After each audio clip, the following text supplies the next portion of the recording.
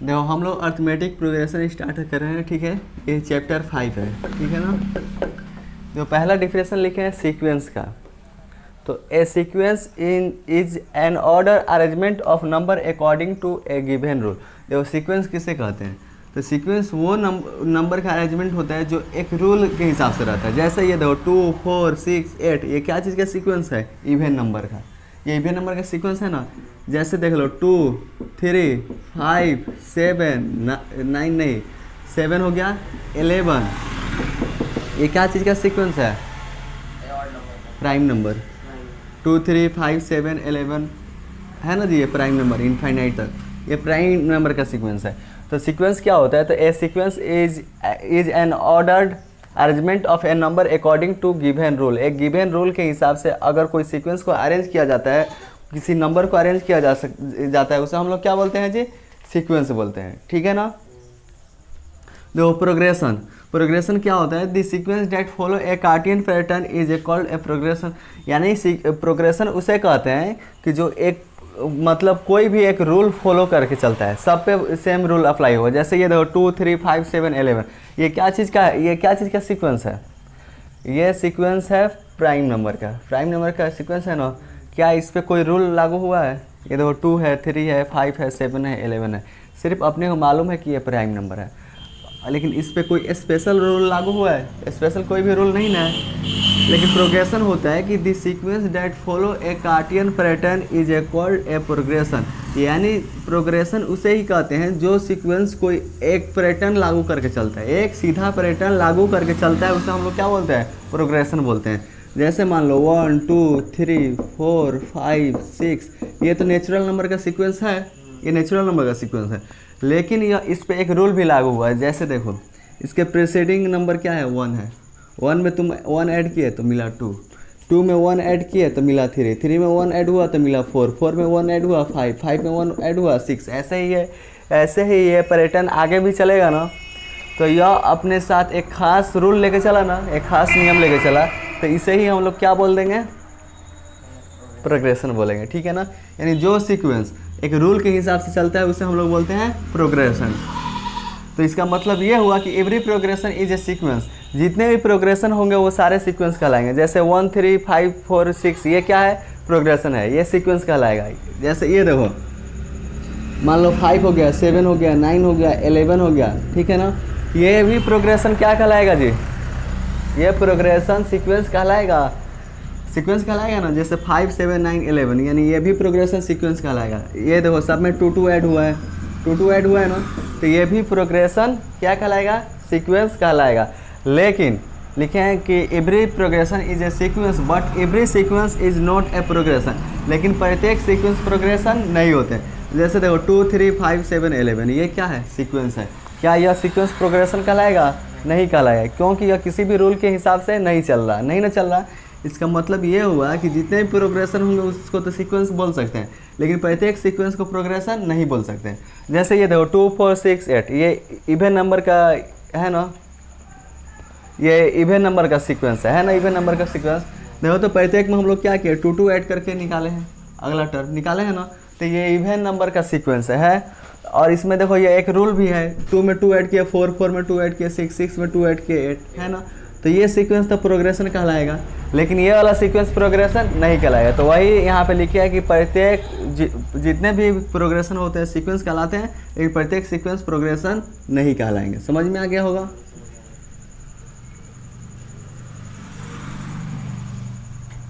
देखो इसके बाद लिखे note 1, progression every progression is a sequence but every progression is not a progression. Every progression is sequence, जितने भी प्रोग्रेशन होते हैं सीक्वेंस होते हैं, बट एवरी ये तो समझाए हैं, sequence is not a progression, ये तो समझा चुके हैं। देखो उसके बाद लिखे अर्थमेटिक प्रोग्रेशन। अर्थमेटिक प्रोग्रेशन को हम लोग क्या बोलते हैं? एपी भी बोलते हैं, ठीक है ना। An arithmetic progression is that list of number in which the first term is given and each term other than first term is obtained by adding a fixed number d to the preceding order। देखो arithmetic progression किसे कहते हैं? तो जो first term given रहता है ना, उसमें एक फिक्स नंबर हम लोग क्या कर देते हैं? ऐड करते हैं। या उस सब्ट्रैक्ट भी कर सकते हैं, ऐड कर दो, सब्ट्रैक्ट करके उसका नेक्स्ट टर्म निकालते हो, उसे हम लोग क्या बोलते हैं जी, अर्थमेटिक प्रोग्रेशन। वैसे नंबर के अरेंजमेंट को बोलते हैं अर्थमेटिक प्रोग्रेशन। जैसे ये देखो, और यहाँ पे जो डी है ना, डी को हम लोग कॉमन डिफरेंस बोलते हैं। आगे इसके बारे में लिखा है, डी क्या है, कॉमन डिफरेंस। और डी क्या, एक कांस्टेंट नंबर है या फिक्स है, ठीक है ना। और इसी फिक्स नंबर को, जो पहला टर्म गिवन रहता है उसमें इसी फिक्स नंबर को ऐड करके अगला टर्म लाते हैं, वैसे ही ये नंबर के लिस्ट को क्या बोल देते हैं, अर्थमेटिक प्रोग्रेशन। जैसे देखो, फर्स्ट टर्म 1 गिवन है, फर्स्ट टर्म गिवन है ना, अगर 1 में एक कांस्टेंट नंबर हम लोग 1 ऐड कर देते हैं तो क्या मिलता है, 2। 2 में एक कांस्टेंट टर्म जोड़े हैं 1 तो मिला है 3। 3 में कांस्टेंट टर्म जोड़े हैं 1 तो 4। 4 में कांस्टेंट टर्म 1 तो क्या होगा, 5 होगा।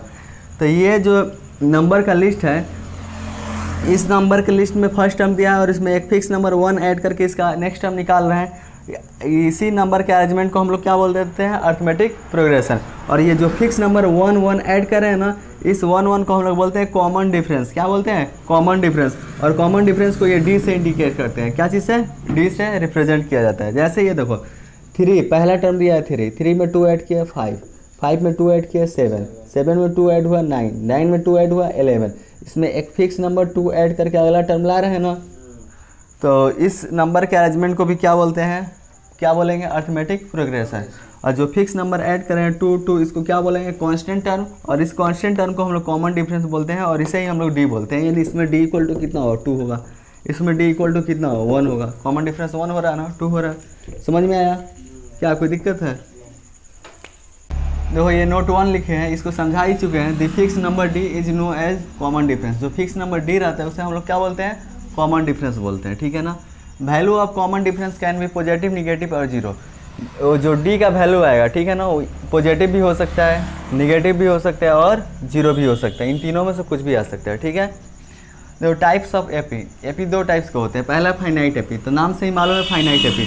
तो ऐसा एपी जिसमें नंबर ऑफ टर्म क्या हो, फाइनाइट हो, अपने को मालूम हो कि इतने नंबर ऑफ टर्म है, उसे क्या बोलेंगे, फाइनाइट एपी। तो an AP in which finite number of term then it is called finite AP. जैसे ये एग्जाम्पल देख लो, 1 2 3 4, ठीक है ना, मान लो ये 50 तक है, इसका लास्ट टर्म क्या है, 50 है ना। तो जिस एपी का लास्ट टर्म दिया रहता है उसे हम लोग क्या बोलते हैं, फाइनाइट एपी, ठीक है ना। जब स्टार्टिंग हुआ 1 से, समाप्त हो गया 50 पर, तो इसका लास्ट टर्म दिया है ना, नंबर ऑफ टर्म फाइनाइट है, इसे क्या बोलते हैं, फाइनाइट एपी। देखो इनफाइनाइट एपी, तो जिस एपी का नंबर ऑफ टर्म क्या हो, इनफाइनाइट हो। जैसे 1 2 3 4 5, ये कहाँ तक है जी, इनफाइनाइट तक है, तो इसे क्या बोलेंगे, इनफाइनाइट एपी, क्योंकि इसमें नंबर ऑफ टर्म क्या है जी, इनफाइनाइट है। इतना बात समझ में आ गया। ये देखो, ये मान लो कोई एपी है 2 4 6 8, ठीक है ना, और इसका लास्ट टर्म दिया है 20, ठीक है ना। यहाँ पे और ले लेते हैं 8 10, चलो देखो ये 2 4 6 8 10, लास्ट टर्म क्या है जी, 20 है, यह एक एपी है, ठीक है ना। तो इस एपी का जो पहला टर्म है ना, ये पहला टर्म, इसको हम लोग बोलते हैं फर्स्ट टर्म। इसे क्या बोलेंगे, फर्स्ट टर्म। और फर्स्ट टर्म को या तो ए से, नहीं तो ए1 से रिप्रेजेंट किया जाता है। यानी जहाँ पर ए या ए1 लिखा रहेगा तो समझ जाएंगे वो एपी का फर्स्ट टर्म है। एपी के सेकेंड टर्म को ए2 से, एपी के सेकेंड टर्म को ए3 से, फोर्थ टर्म को ए4 से, 5 टर्म को ए5 से, ऐसे ही ना। और जो एपी का लास्ट टर्म रहेगा, यह इसका क्या है, एनेट टर्म। लास्ट टर्म को हम लोग एनेट टर्म बोलते हैं, ठीक है ना। लास्ट टर्म को हम लोग ए एन से रिप्रेजेंट करते हैं। क्या चीज़ से, ए एन से। अपने को मालूम नहीं है ना कि यह ए पी का कौन सा टर्म है, नहीं ना मालूम है, तो इसको हम लोग ए एन से, और एन क्या होता है, नंबर ऑफ टर्म। अगर ये यहाँ पर 20 टर्म होगा तो यहाँ पे 20 हो जाएगा। यहाँ पर 10 टर्म, और ये 10, कितने टर्म जी, 10 टर्म हो गए। जैसे 1 2 3 4 5, ये 5 टर्म है ना, तो वैसे ही ये नंबर ऑफ टर्म अगर 10 पे आया तो यहाँ पर 10 होगा। समझ में आया। तो पहले टर्म को ए या ए1 से, दूसरे टर्म को ए2 से, तीसरे को ए3, चौथे को ए4 और पाँचवें को ए5, वैसे ही छठे को ए6, और लास्ट टर्म को हम लोग ए एन से रिप्रेजेंट करते हैं। क्या चीज़ से, ए एन से, और नहीं तो एल से भी, ठीक है, या तो ए एन से नहीं तो एल से। इतना कोई दिक्कत है। ये देखो यही ए पी पे देख लो, यह ए पी है 2 4 6 8 10 है ना, यह ए पी। एक बात बताओ, ये जो पहला टर्म है 2 में क्या ऐड किया कि अगला टर्म मिला 2, 4 में 2 ऐड किया अगला टर्म, फिर 2, ऐसे ही 2 2 ऐड करके नेक्स्ट टर्म निकाले है ना। तो देखो, तो अगर तुमसे कोई बोलेगा कि इसका पहला टर्म तो मालूम ही A2 है, ठीक है ना, तुमसे कोई बोलेगा A2 बताओ, क्या चीज़ बताओ, A2 बताने के लिए पहला टर्म मालूम होना चाहिए। पहला टर्म क्या है, 2 है ना, और 2 में हम लोग क्या किया, एक फिक्स नंबर 2 ऐड किया तो मिला 4, मिला ना। फिर A3 बताने के लिए 4 में क्या किए, तो 4 में एक फिक्स नंबर 2 ऐड किए तो मिला 6, मिला ना। फिर देखो ये 8 क्या है, फोर्थ टर्म है, first second third fourth term है ना, तो A4 निकालने के लिए 6 में क्या किया, 2 ऐड कर दिए तो मिला 8। समझ में आया। देखो A2 इक्वल टू यह 2 क्या है, फर्स्ट टर्म है, 2 फर्स्ट टर्म है ना, फर्स्ट टर्म को A से रिप्रेजेंट किया जाता है ना, तो क्या 2 के पास हम लोग A लिख सकते हैं, प्लस है प्लस, ये 2 क्या है, D है, यह फिक्स नंबर है ना D, यही ना कॉमन डिफरेंस है, और कॉमन डिफरेंस को D से, तो 2 के पास D लिख सकते हैं। ये देखो ये A3 है ना, तो A3 इक्वल टू ये 4 क्या है, ये 4 सेकेंड टर्म है ना। एक काम किया जाए, ये देखो ये जो A3 है ना, A3 ये पहला टर्म में क्या करते हैं, एक फिक्स नंबर ऐड करते हैं, तो पहला टर्म तो A ही है, चलो पहला टर्म तो 2 ही है, और 2 में कितना कॉमन डिफरेंस ऐड हुआ, 1 2, तब ना मिला था 6, तो 1 अब 2, यही ना 2, देखो 1 2, तब जाके मिला ये 6, तीसरा टर्म मिला, ठीक है ना। तो बताओ तो ये 2 क्या होगा, 4 होगा, और 4 2 क्या होगा, 6 होगा, यानी इसमें कॉमन डिफरेंस कितने ऐड किए हैं, 2 ऐड किए हैं, 2 ऐड किए हैं ना। तो देखो ये पहला टर्म है A, तो यहाँ पे A, और इसमें 2 कॉमन डिफरेंस ऐड किए, तो 2 इंटू D लिख सकते हैं। D का वैल्यू यहाँ पे भरेंगे 2, देखो यहाँ पे A का वैल्यू भरेंगे 2, प्लस है प्लस, 2 है 2, D का वैल्यू यहाँ पे भरेंगे 2, फिक्स नंबर 2 है ना, 2 2 जाओ 4 4 2 6, फिर से 6 आ जाएगा। देखो A4 अगर तुम निकालते हो A4, तो पहला टर्म तो 2, और A4 first second third fourth निकालने के लिए, फोर्थ टर्म निकालने के लिए कितना D ऐड किया हो, 1 2 3 D, तो 1 2 3 D, ठीक है ना। ये पहला टर्म है ना A, तो यहाँ पे तो A लिख देंगे, और इसमें कितना D ऐड किया हो, 3D, तो यहाँ पे 3D हो जाएगा, ठीक है ना। यानी A4 निकालने के लिए A प्लस 3D, इतना इससे समझो तुम। देखो पहले टर्म को क्या बोलते हैं, पहले टर्म को या तो A बोलते हैं नहीं तो A1 बोलते हैं, पहले टर्म को यही ना बोलते हैं, या तो A बोलेंगे नहीं तो A1 बोलेंगे। दूसरे टर्म को हम लोग क्या बोलते हैं जी, A2, तीसरे टर्म को A3, और चौथे टर्म को हम लोग A4 बोलते हैं। एक बात बताओ, तुमको A2 निकालना है, क्या चीज़ निकालना है जी, A2 निकालना है, तो यहाँ पे फार्मूला क्या आ रहा है, A प्लस D, यानी यहाँ पे 2 है तो कितना D come, 1 D come, A plus D। A3 निकालना हो तो A3 इक्वल टू फार्मूला होता है A प्लस 2D, यहाँ पे 3 है तो कितना D, 2D। देखो A4 निकालना हो, A4 इक्वल टू क्या फार्मूला हो रहा है, A प्लस 3D, यानी कितना D कम, यहाँ पे 4 है तो 1 D कम, 3D। और तुमको A10 निकालना हो तो क्या होगा, A प्लस 10, यहाँ पे है तो 1 D कम होगा ना, तो कितना होगा, 9D। देखो तो A20 निकालना हो तो A20 के लिए क्या फार्मूला होगा, A प्लस यहाँ पे 19D हो जाएगा, होगा ना। और तुमको A100 निकालना हो तो फार्मूला क्या हो, A प्लस 100 है तो 1 कम D रहेगा, तो 99D। समझ में आया। अगर A1000 निकालना हो तो फार्मूला क्या होगा, A प्लस 999D। समझ में आया, ये फार्मूला होता है। यानी यहाँ से AP का स्टैंडर्ड फॉर्म आ रहा है, इसका तो कोई ज़रूरत है नहीं, इसको हटा देते हैं, ठीक है ना। याद रखना AP का स्टैंडर्ड फॉर्म, ठीक है ना। देखो यहाँ से तुमको AP का स्टैंडर्ड फॉर्म मिला, पहला टर्म तो A ही रह जाएगा, दूसरा टर्म को क्या बोल सकते हैं, A प्लस D, A2 बरा A प्लस D होगा ना। A3 इक्वल टू फार्मूला क्या होगा, A प्लस 2D, यहाँ पे 3 है तो 2D होगा। A4 इक्वल टू क्या हो जाए, A प्लस 3D होगा ना। A5 इक्वल टू क्या हो रहा है, A प्लस 4D, यह क्या हो रहा है, AP का स्टैंडर्ड फॉर्म हो रहा है ना। और जैसे देखो यहाँ पे A प्लस D है तो A प्लस D को तो ऐसे भी लिख सकते हैं ना, A2 equal to A plus 2 minus 1 into D लिख सकते हैं। देखो A2 में से 1 घटाएंगे 1, और 1 से D में मल्टीप्लाई करें A plus D। A3 equal to क्या लिख सकते हैं, A प्लस, यहाँ पे 3 है ना तो 3 में से 1 माइनस करो, 3 माइनस 1 इंटू D, तो A प्लस 3 में से 1 गया 2D। और A4 निकालना हो तो A4 को क्या लिख सकते हैं, A प्लस, यहाँ 4 है ना तो 4 माइनस 1 इंटू D, तो A4 में से 1 गया 3D, A4 equal to A plus 3D। समझ में आया। वैसे ही इसका nth टर्म है, इसका लास्ट टर्म है, तो लास्ट टर्म निकालने के लिए फार्मूला क्या हो जाएगा, A प्लस, यहाँ पे n है तो n माइनस 1 इंटू D। समझ में आया। तो देखो फार्मूला होता है किसी भी AP का, ये तो हो गया स्टैंडर्ड फॉर्म, किसी AP का nth टर्म निकालना हो, लास्ट टर्म निकालना हो, तो उसके लिए फार्मूला होता है AN equal to A plus n minus 1 into D। ये याद रखना, ये है इसका फार्मूला, क्या है, AN equal to A plus n minus 1 into D, where n equal to number of term, n क्या है जी, नंबर ऑफ टर्म, ठीक है। A equal to first term, A को क्या बोलते हैं, फर्स्ट टर्म। डी को बोलते हैं कॉमन डिफरेंस, ये हो गया कॉमन डिफरेंस, ठीक है ना। क्या कोई दिक्कत है?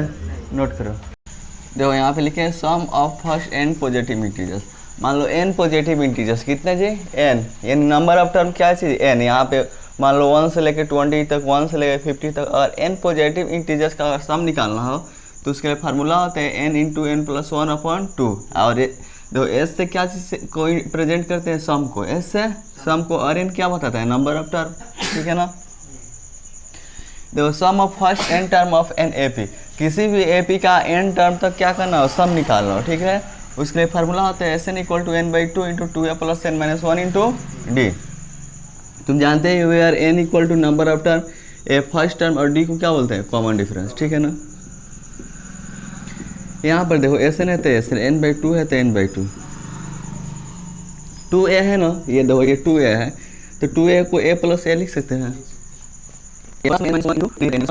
और तुम जानते हो a n equal to formula होता है a plus N minus one into d, लिखवा चुके हैं।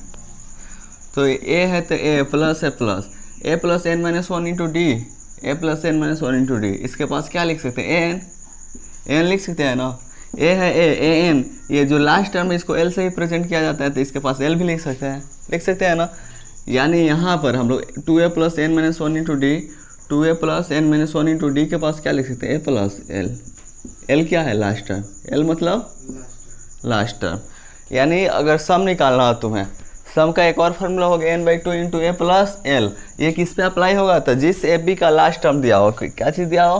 फर्स्ट टर्म, लास्ट टर्म, और उसका नंबर ऑफ टर्म मालूम हो तो उस पर ये फार्मूला अप्लाई करके डायरेक्ट उसका सम निकाल सकते हैं, ठीक है। इसका हम लोग प्रूफ कर लें। S N equal to N by two, two A plus N minus one into D. देखो इसका हम लोग प्रूफ देख लेते हैं, प्रूफ कैसे होता है।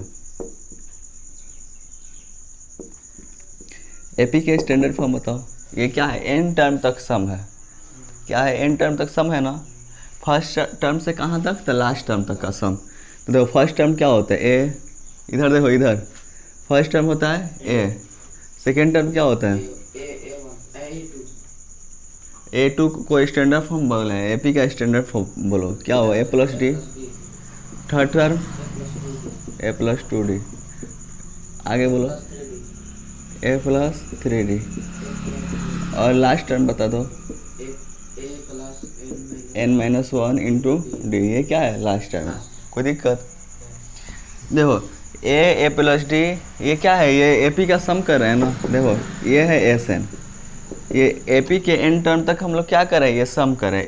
First term, second term, third term, ऐसा ही एन ए टर्म, ठीक है ना। तो ये ए पी के एन टर्म तक हम लोग सम कर रहे हैं ना। अब इसका सम को एक बार अपोजिट लिख दो, एस एन इक्वल टू, देखो तो ये लास्ट टर्म है तो लास्ट टर्म ए plus N minus one into d. कौन सा टर्म है? प्लस है, प्लस, ठीक। इसके पहले वाला टर्म क्या होगा? तो यहाँ पे n माइनस वन है तो इससे पहले वाला यहाँ पे देखो n एक ठो कम है तो इससे पहले वाला n दो कम होगा, a plus N minus one into D होगा ना। एक मिनट इधर से और लिखते, देखो एस एन इक्वल टू, ठीक है। यहाँ पर देखो ये लास्ट टर्म है a plus N minus one into D, A plus N minus one into D, plus है प्लस। देखो इसके पहले वाला टर्म एक और कम होगा ना। तो ये क्या हो? a plus N minus one, यहाँ पे n माइनस वन है तो इससे पहले क्या होगा? n minus two into D होगा, प्लस है प्लस। फिर इसके टर्म से इसके ये जो टर्म है, ठीक, इससे पहला वाला टर्म एक और कम होगा। ये क्या होगा? a plus N minus three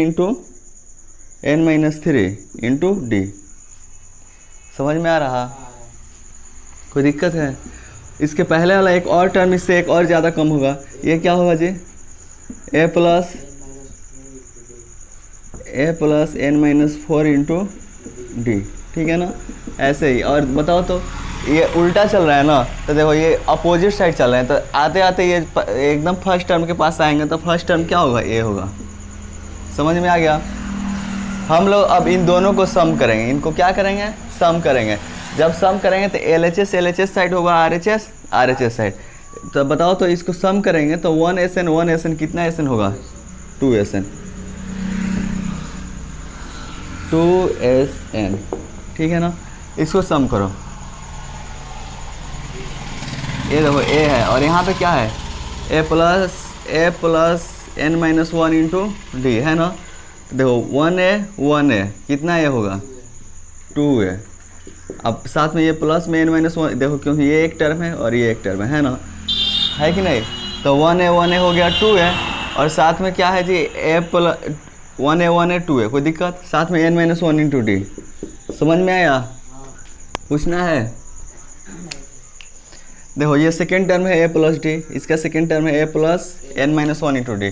तो 1a कितना है 2a, ठीक है। ये देखो n minus two into D, यहाँ पे कितना है n minus two into D, यहाँ पे कितना है 1d। तो इसको भी तो ऐड करेंगे। तो देखो ये प्लस लिख दिए n माइनस टू, इसका 1d, तो प्लस 1 इंटू डी है तो d, ठीक है। पूछना है, ये समझ में आया है ना। देखो यहाँ पे 1d है और यहाँ पे कितना d है, तो n माइनस 2d है, 1d n माइनस 2d। तो इसको ऐड करेंगे तो n माइनस 2 और 1d, तो प्लस 1 d मल्टीप्लाई में तो इंटू डी, ठीक है। ये वाला टर्म देखो, इसको ऐड करो। 1a कितना है होगा जी 2a, इसको ऐड करेंगे तो देखो n minus three into D, तो n minus three into D और यहाँ पे है 2d, तो प्लस 2 इंटू डी। इसको ऐड करेंगे, बताओ 1a कितना ये होगा 2a, n minus four into D और यहाँ पे है 3d, तो इसको ऐड करेंगे तो n माइनस फोर, इसमें 3 है ना, तो प्लस 3d, ठीक है। लास्ट टर्म देखो इसका 1a कितना है 2a होगा ना, तो ये देखो 2a और प्लस में क्या है जी n minus one into D, n minus one into D. Clear है, कोई दिक्कत पूछना है तो पूछ लो। देखो 2sn है तो 2sn, ठीक है ना। ये देखो सब में 2a सारे के पास 2a है ना। अब इसको ऐसे लिखते हैं 2a plus n minus one into D plus 2a plus, ये देखो तो n है n, माइनस 2 में से प्लस 1 घटाओगे क्या बचेगा n minus one into D, 2a n है तो n, 3 में से प्लस 2 घटाएंगे क्या बचेगा माइनस 1 इंटू डी। ये देखो 2a है तो 2a, बताओ तो n माइनस फोर में से 3 घटाओगे क्या बचेगा माइनस 1 इंटू डी। ये देखो 2a plus n minus one into D, समझ गए। चलो तुमको हम अगर ऐड करने के लिए बोल दे 1 से 1 2 3 4, सेम नंबर लो 2 प्लस 2 प्लस 2, चलो 3 ही टर्म, इसको जोड़ो कितना होगा, इसको ऐड करो कितना होगा 2 4 6 होगा ना। तो इसको ये ऐड करने के लिए कोई बोलेगा कि 2 को 3 टाइम्स ऐड करो, कितने टाइम्स 3 टाइम्स, 2 को 3 टाइम्स ऐड करो तो 2 प्लस 2 प्लस 2 ऐसे लिखोगे और इसको ऐड करोगे तो ज़्यादा समय लगेगा, स्पेस भी ज़्यादा लगेगा ना। तो इसको डायरेक्ट हम लोग 2, कोई बोलेगा 2 को 3 टाइम ऐड करो तो 2 मल्टीप्लाई 3 नहीं लिख सकते हैं, 2 मल्टीप्लाई 3 2 3 जा 6 लिख सकते हैं ना। यहाँ पे बताओ ये इसमें नंबर ऑफ टर्म, इस ये जो AP है AP का नंबर ऑफ टर्म कितना है, n नंबर ऑफ टर्म तक सम किया है ना, कितने नंबर ऑफ टर्म n, ये लास्ट टर्म है, लास्ट टर्म n ही ना होता है a plus n minus one into D. तो इसमें नंबर ऑफ टर्म टोटल कितने हैं n है ना, इसमें नंबर ऑफ टर्म कितने हैं n है, ये देखो s है n है, नंबर ऑफ टर्म n है। यानी इसको हम लोग कितने नंबर ऑफ टर्म इसको सम किए हैं, कितने टर्म तक सम किए, n नंबर ऑफ टर्म तक सम किए, कितने टर्म तक, नंबर ऑफ टर्म कितने हैं टोटल n, और इसको क्या करना है अपने को सम करना है ना, तो 2sn, देखो n नंबर ऑफ टर्म तक सम करना है तो लिख दें n, जो इसका टर्म है, टर्म क्या है जी 2a plus n minus one into D. ये देखो तो जैसे ये 2 को 3 टाइम्स ये ऐड करना था तो 2 इंटू 3 लिख सकते हैं, 2 इंटू 3 लिख सकते हैं। वैसे ही 2a plus n minus one into D, प्रत्येक टर्म तो यही है, कितने टर्म तक इसको सम करना है जी n टर्म तक सम करना है। तो इसके जो टर्म है उसमें अगर n से मल्टीप्लाई कर देंगे तो n टर्म तक हो गया सम। ये देखो 2 इधर मल्टीप्लाई में दूसरे साइड जाएगा तो डिवाइड में, तो sn equal to n by 2a plus n minus one into D, ये आ गया सम। यही ना प्रूफ कहलाना था, हो गया प्रूफ।